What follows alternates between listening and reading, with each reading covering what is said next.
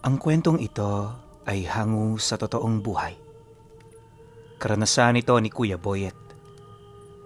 Taong 1980, Ormoc, Leyte.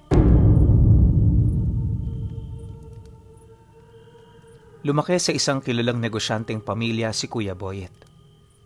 Dalawa lang sila noong magkapatid, kaya lahat ng layaw nila nasusunod talaga. Marami ring pamilya ang kaibigan nila, at ang pinakamalapit sa lahat ay ang pamilya ni Manong Alex. Kaya nagkakilala ang kanyang ama at si Manong Alex ay dahil sa dito sila kumukuha ng isa sa mga materyales na ginagamit nila sa kanilang mga produkto. Magaling makisama ang tao, kaya hindi nagtagal, naging madalas na ang pagbisita nito sa kanilang bahay.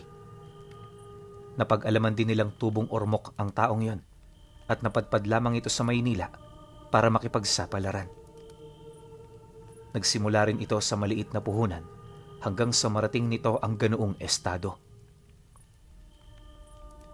Nang malaman yon ng kanilang pamilya, naisip nilang likas na mabuti itong tao. Ang kaso lang, itong si Kuya Boyet, kapag tinititigan niya si Manong Alex, nakakaramdam siya ng kakaiba. Tipong maliban sa mga sinabi na nito sa kanila, meron pa itong tinatagong lihim na wala itong balak ibunyag. Habang tumatagal, sinusubukan niyang alamin ang sikretong nararamdaman niya sa kaibigan ng kanyang ama. Pero wala talaga siyang napapansin o nalalaman man lang hanggang sa dumating ang buwan na niyaya sila nito na magbakasyon sa lugar nito sa Ormoc. Ayon kay Manong Alex, hindi lang bastang pagbakasyon ang kanilang gagawin, bagkus ay meron sila roong kakausaping mga tao na magpapalago palalo sa kanilang negosyo. Pagkarinig naman dito ng tatay niya, ora mismo sumang-ayon nito. Sino ba naman kasi ang ayaw na kumita pa ng mas malaki, hindi ba? Kahit anong gawin din nilang pangungumbinsi, napag-isipan muna ang tungkol dito, tila bang masyado na itong nahumaling sa laki ng perang nabanggit ng kaibigan nito kung sila ay sasama. At dahil sa iyo naman ang kanilang padre de pamilya, wala silang nagawa kundi ang sumunod. 2 linggo lang ang lumipas, umalis sila ng Maynila. Yung nanay niya, hindi na sumama dahil sa iyo nang magbabantay sa kanilang mga maiiwan. Bale, si Kuya Boyet, ang kapatid niya at ang tatay niya ang magkakasama sa bakasyon. Sa loob ng ilang araw nilang paglalakbay, wala namang nangyari. Bawat lugar na kanilang nadaraanan, nagbibigay ito sa kanila ng magandang karanasan. Ayon nga sa kanya na, noong mga sandaling yan, hindi na niya naisip pa ang tungkol sa kanyang mga agam-agam ukol sa kaibigan ng tatay niya. Inaasahan naman ito ni Kuya Boyet Pinuno dahil sa mga taong ito, nasa edad 23 anyos pa lamang siya. Bata pa akong maituturing, ika nga. Pagdating naman nila noon sa bayan ng Ormoc, sinalubong sila ng isang buong angka ni Manong Alex.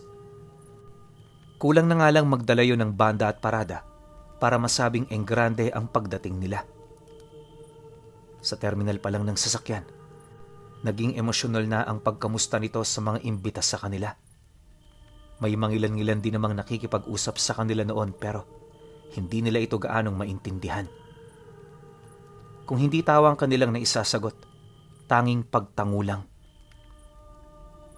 Kalaunan, nagdesisyon na ang mga itong pumanhik sa kanilang pinagtitirhan. Akala nila noon, sa sentro ng bayan lang ang mga ito nakatira pero makalipas pa ang ilang minuto, napansin nilang tinatahak na nila ang daan papalabas. Unti-unti na ring nawawala ang mga bahay na kanilang nakikita na siya namang napapalitan ng mga kahoy at ligaw na halaman. Maya-maya pa, nakarating sila sa parte ng lugar kung saan purong puno ng nyog ang naroon. Mula sa lugar na yon, 2 oras pa ang kanilang nilakad para lamang marating ang isang maliit na komunidad sa likod ng isang malaking bundok. Liblib ang lugar at base sa kanyang mga nakita, hindi ito basta-bastang napapasok ng mga taong tagalabas. Sa harapan din kung saan nakatirik ang maliit na komunidad, may napansin silang isa ring sityo na tirahan ng iilan katao. Nakita nila ito dahil sa medyo may kataasan ng lugar kung saan sila napadpad. Dahil sa kanilang mga nadatnan, panay na ang pagyaya ng kapatid niya na bumalik na sila. Hindi kasi ito sanay sa ganoong lugar, kaya medyo nininervyos ito. Nung mapansin naman ito ni Manong Alex, laking gulat na lamang niya nang bigla nitong hinawakan ang ulo ng kanyang kapatid kasabay ng pagbulong nito ng mga salita na hindi niya marinig o maintindihan. Matapos nun, naging kalmado na ito. At dahil sa hindi yun namimilit sa kanila, nagdesisyon ang kanyang ama na sumunod at magtiwala sa kaibigan niya. Nang marating naman nila ang isang maliit na kubo, inabisuhan sila nitong doon sila manunuluyan. Pagpasensyahan nyo na yan. Bukas o sa makalawa, baka doon na tayo manuluyan sa bayan. Konting tiis lang.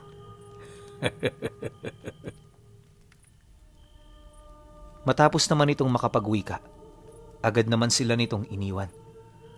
Yung tatay niya at ang kapatid niya pumasok na, habang siya naman nanatili sa labas. Lahat ng tao naroon pinagmasdan niya ng maigi sa paniniwalang may kakaiba sa mga ito. Noong una, wala naman siyang napapansin pero pagsapit ng 5:00 ng hapon, may nakita siyang grupo ng mga taong biglang lumabas sa lugar na yon. Nasa 6 ang bilang nito at bawat isa nakasuot ng salakot at merong hawak na sulo. Diretso lang din ang kanilang paglalakad na animoy iisang lugar lang ang kanilang pupuntahan. Hindi nagtagal. Paglabas naman ito sa lugar nila, pasimple naman itong sinundan ni Kuya Boyet hanggang sa napadpad na siya sa pinakahuling kubong nakatirik sa lugar. Siyempre dahil sa baguhan, hindi niya pinangahasang lumabas. Pero mula roon, nakita niya ang mga taong umagaw ng kanyang atensyon na mabilis na naglalakad patungo sa sityong ang pagitan lang nila ay palayan. Wala siyang ideya kung anong gagawin ng mga ito. Pero base sa kanyang mga nakita, alam niyang may hindi magandang mangyayari.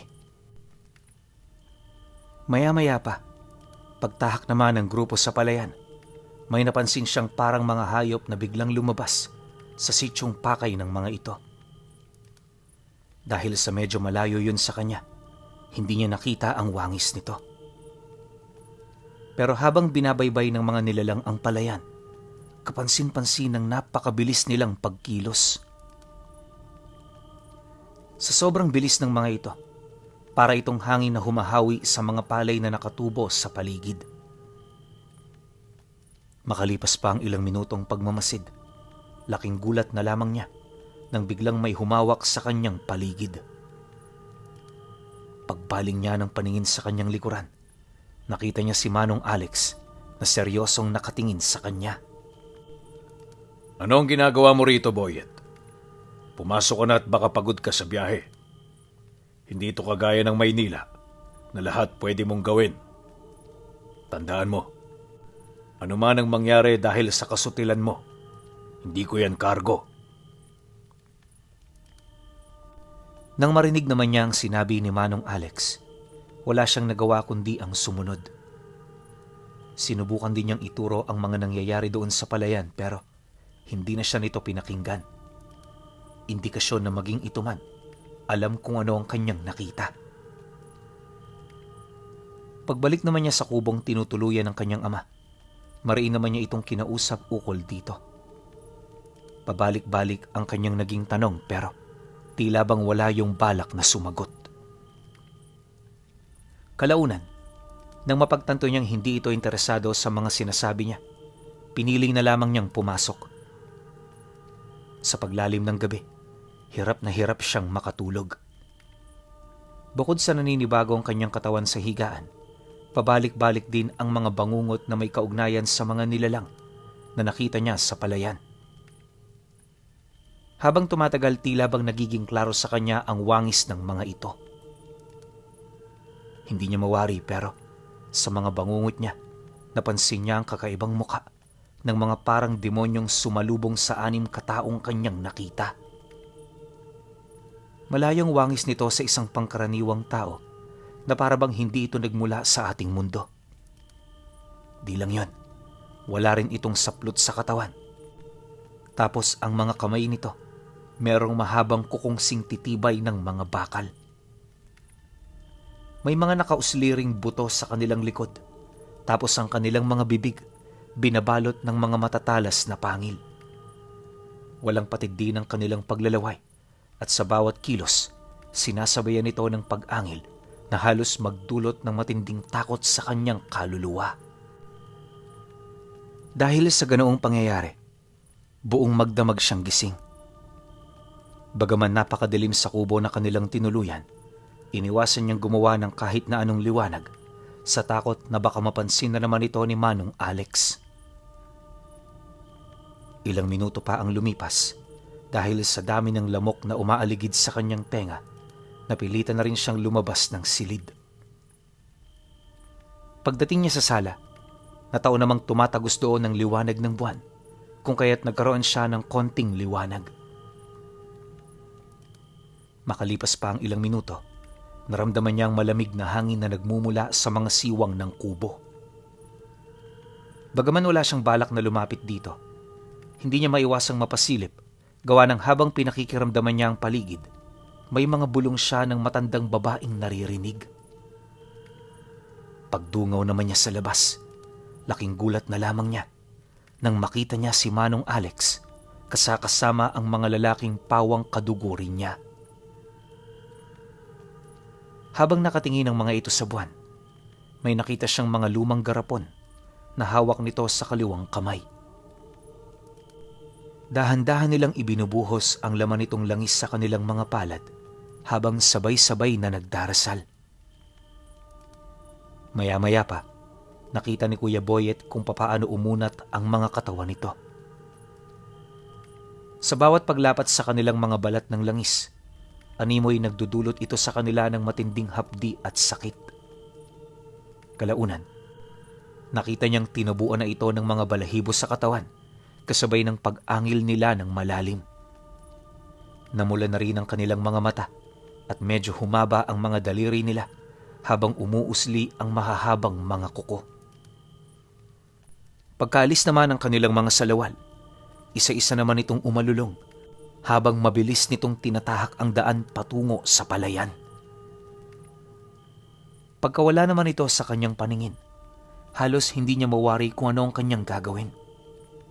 Gustong-gusto niya noong lumabas para masaksihan ang mga susunod na mangyayari, pero may kung anong pumipigil sa kanya. Sa pagpapatuloy naman ng pagdungaw niya, pawang mga sigaw at atungal na lamang ng mga ito ang kanyang narinig. Sa mga sandaling yon, alam ni Kuya Boyet na may nangyayaring hindi maganda. Kahit nga nasaksihan ito ng sarili niyang mga mata, hindi pa rin siya makapaniwala. 2 oras pa ang dumaan. Nasipat niya ang grupo ni Manong Alex na paika-ikang naglalakad. Nasa orihinal na rin yung mga anyo at base sa kanyang mga nakita, punong-puno ito ng galos sa katawan. Yung iba nga, sa sobrang tindi ng pinsalang tinamo, konting sugat na lang mahahati na ang mga ito sa 2. Ngunit sa kabila ng ganoong sitwasyon, nanatili pa rin ang kanilang mga ulirat sa katawan. Pagbaba naman ng grupo sa mga kasamahan nilang malubhang na sugatan, isa-isa nila itong nilawayan. Paulit-ulit ang ganoong proseso hanggang sa makita niyang naghilom na lang bigla ang mga sugat nito. Pagtayo naman ng mga taong yon, inabisuhan ito ni Manoy Alex na magpahinga na. Bagaman hindi niya naintindihan ang dialektong sinabi nito, alam niyang yon ang kahulugan. Pagputok ng bukang liwayway, nadatnan siya ng kanyang ama na natutulog sa may bandang siwang. Pagtadyak naman ito sa kanya, agad naman siyang nagising mula sa mahimbing na pagpapahinga. Matapos nun, napilitan na rin siyang tumayo kahit inaantok pa siya. Ba't ba diyan ka natutulog? Ang lawak-lawak ng espasyo sa loob. Diyan mo pa talaga napiling magpahinga? Aso ka ba, Boyet? Ibang klase ka talagang bata ka.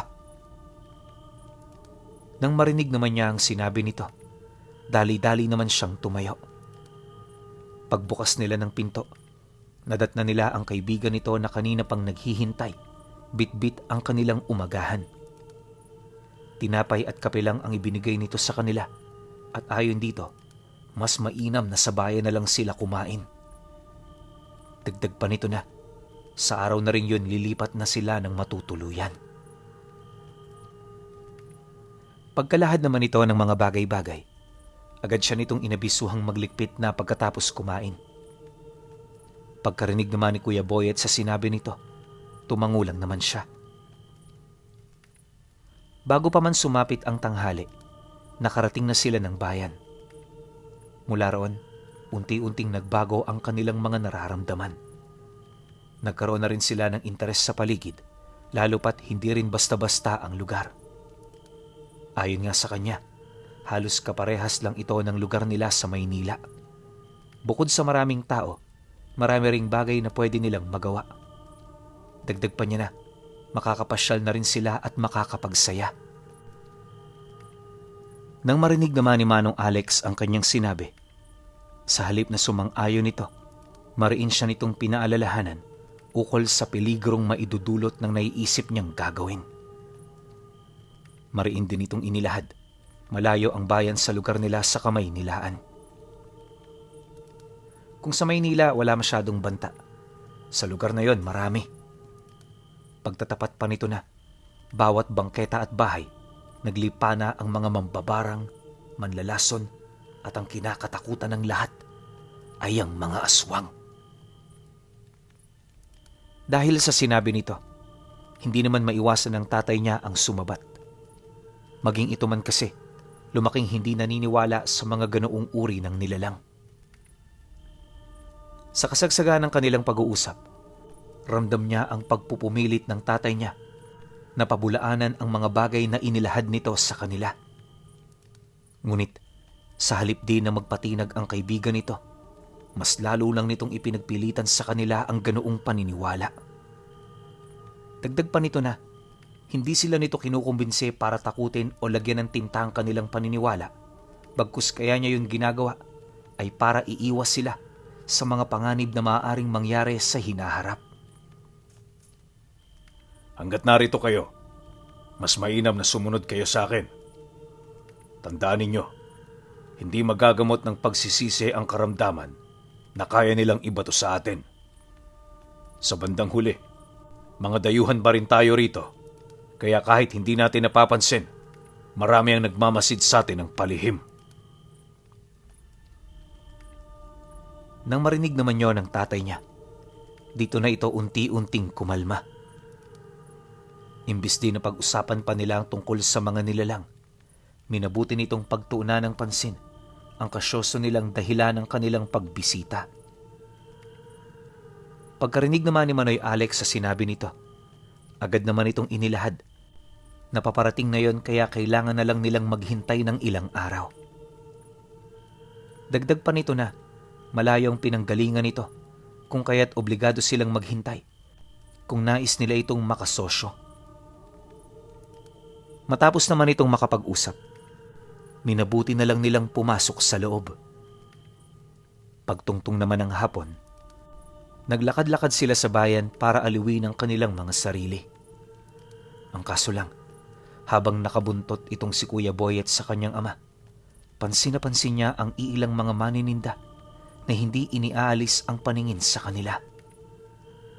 Maliban dito, may mga sinasambit din itong salita na hindi niya maunawaan.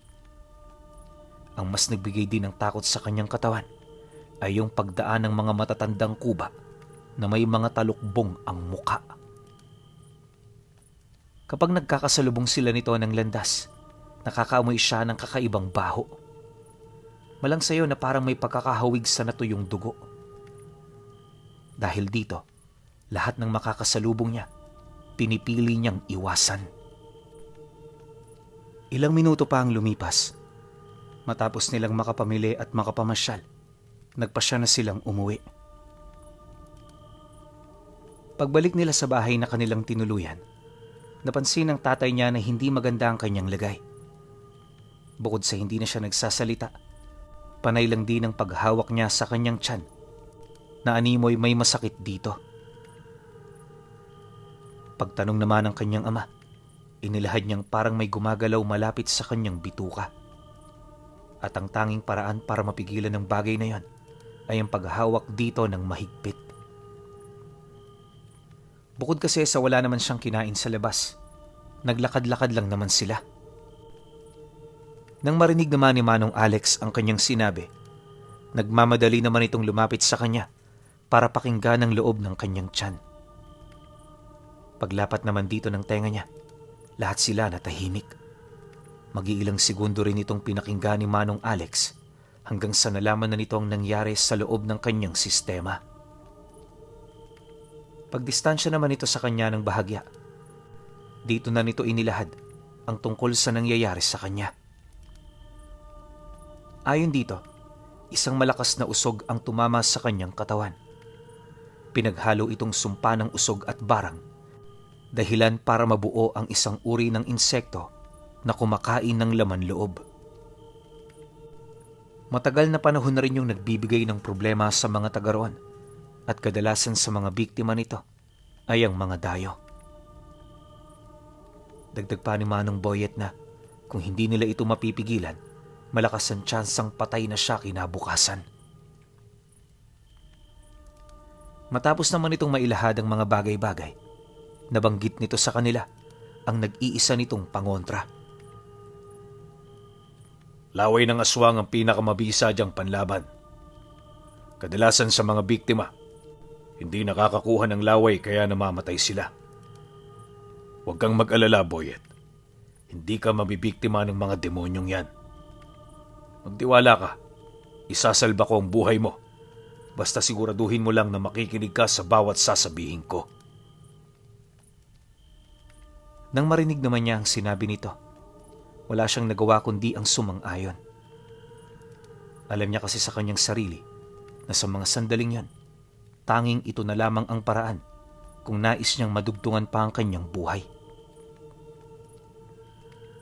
Sa pagpapatuloy naman ng kanilang pag-uusap, inabisuhan siya ni Manong Alex na hanggat maaari tiisin niya ito hanggang sa pagsapit ng hating gabi. Di kasi nito pwedeng bigyan siya ng laway, lalo na kung hindi pa sumasapit ang oras ng kanilang kalakasan. Bukod sa masyado itong mapanganib, maaari din itong mawasak ang kanyang sistema. Pagkarinig naman nila sa sinabi nito, hindi nila maiwasang magtaka kung saan yun kukuha ng laway ng aswang. Yung tatay niya, paulit-ulit na ring nagtatanong, ngunit hindi pa rin ito nakakakuha ng sagot. Bastang sabi ni Manong Alex, alam na ni Boyet kung saan niya ito kukunin.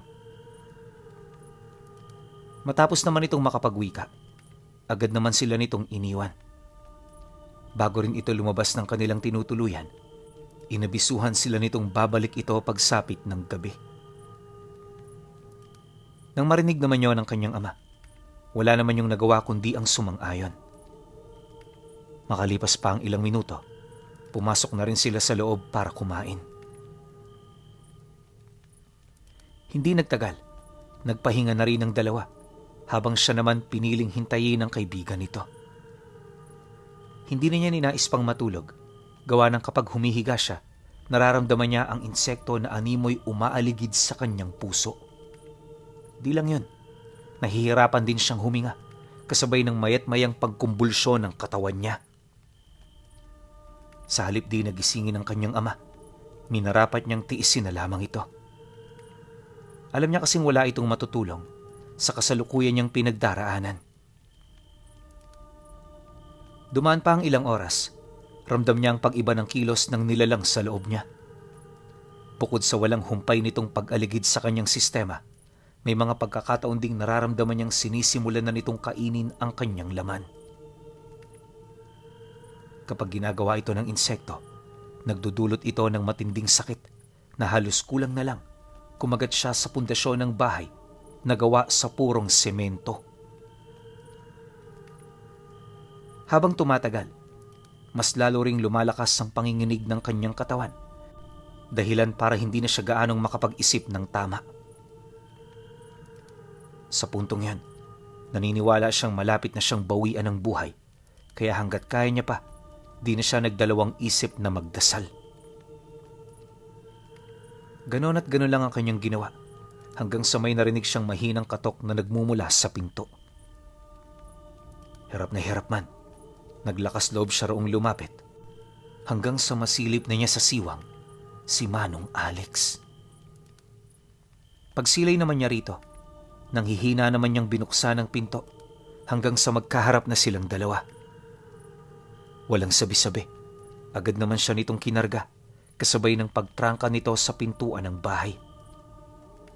Pagpahiga naman ito sa kanya sa sala, pumanhik ito sa kinaroroonan ng kanyang ama at kapatid. Matapos nun, agad naman yung bumalik para simulan na ang panggagamot. Boyet, kahit anong makita mo, wag na wag kang matatakot. Tandaan mo, naparito ako para tumulong, hindi para kumain. Kahit ngayon lang, magtiwala ka sa aking gagawin. Matapos naman itong makapagsalita, agad naman itong kumuha ng upuan. Pagtayo nito rito, walang patid nitong binungkalang bubong ng bahay hanggang sa pumasok na ang liwanag ng buwan.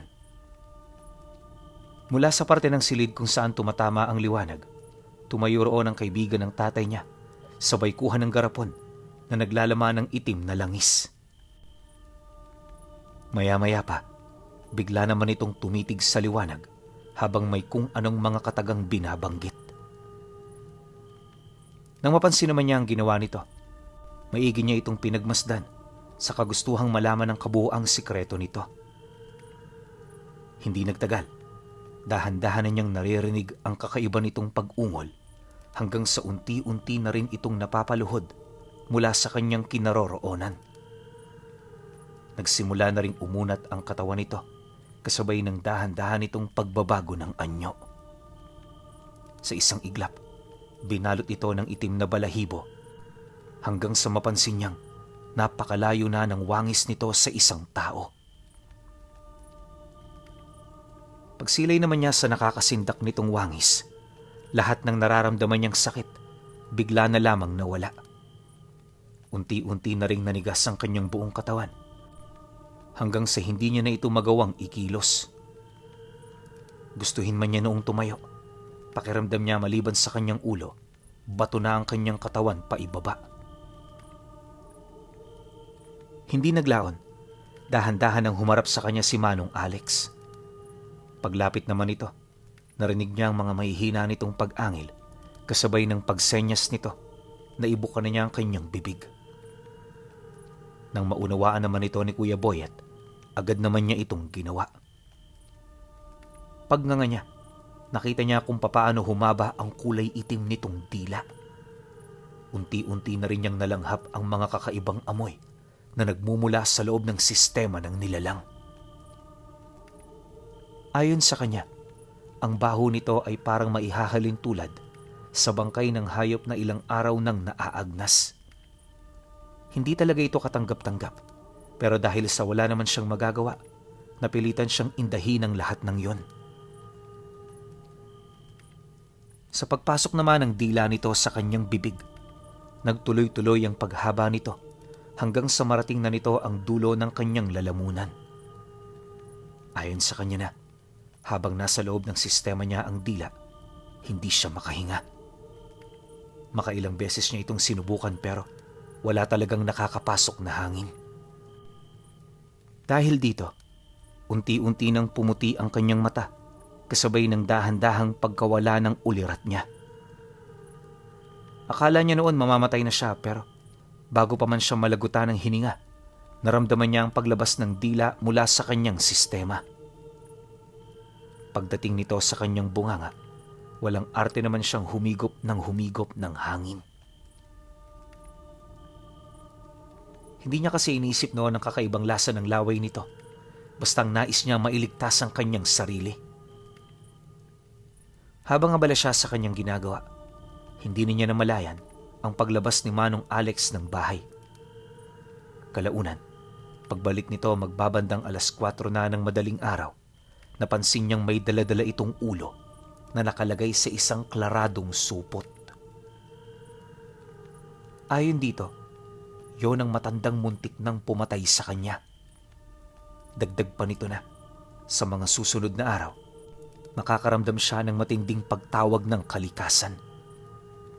Ito ang magsisilbing paraan para mailabas niya ang insektong namamahay sa kanyang sistema. Ano man ang kanyang makita sa mga sandaling yun, mas mainam na ipagsawalang bahala niya. Mariin din itong inilahad na pagkatapos nito malaya na siya mula sa sumpa. Nang marinig naman niya ang sinabi nito, tumangulang naman siya, hudyat ng pagsang-ayon niya. Makalipas pa ang ilang minuto nilang pag-uusap, hindi niya namalayang nakatulog na pala siya.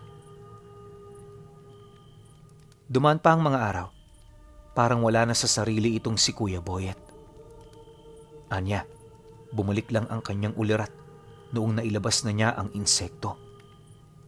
Pagkatapos nito, nalaman niyang naghahanda na rin pala sila para sa pagbalik nila sa Maynila.